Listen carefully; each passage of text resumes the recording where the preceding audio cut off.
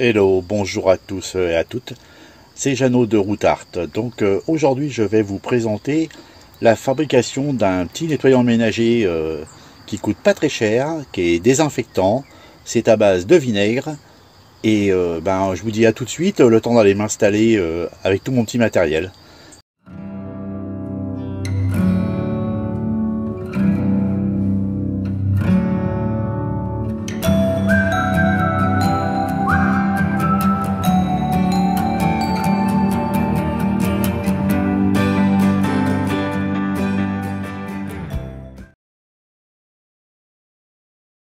Donc, comme je vous ai dit dans la présentation, vous allez avoir besoin de vinaigre blanc pour travailler. Donc là, je vous montre un vinaigre d'alcool.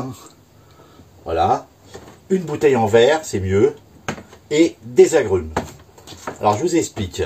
Parce que nous, on fait le ménage au vinaigre blanc. Enfin, on fait le ménage, oui. On désinfecte un peu au vinaigre blanc. Le problème, c'est que le vinaigre, tout le monde ne le supporte pas. Du moins, l'odeur. Donc, moi, j'ai trouvé une petite astuce. Je prends mon vinaigre blanc que je transvide dans une bouteille en verre.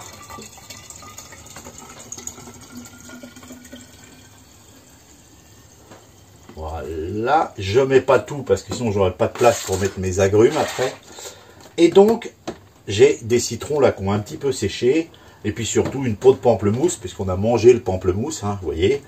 Donc ça, je découpe en petits morceaux qui puissent rentrer dans ma bouteille. Voilà. Je découpe tout. Et je mets ça dans mon vinaigre. Je laisse macérer ça ensuite pendant une quinzaine de jours en remuant assez régulièrement.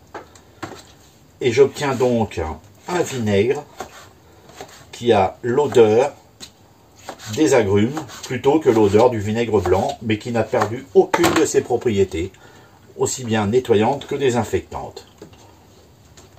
Alors c'est un gros avantage, c'est qu'on n'arrête pas de nous dire qu'il faut tout désinfecter. J'ai encore vu aux infos que les produits ménagers et surtout l'eau de Javel avaient fait un bond monumental au niveau de la vente, alors que moi là c'est un produit qui me coûte 3 fois rien quand on sait le prix d'un litre de vinaigre blanc, c'est quasiment rien un vinaigre blanc.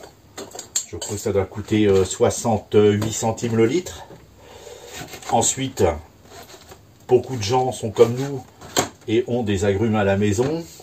Nous on mange énormément de poissons, donc très souvent du citron.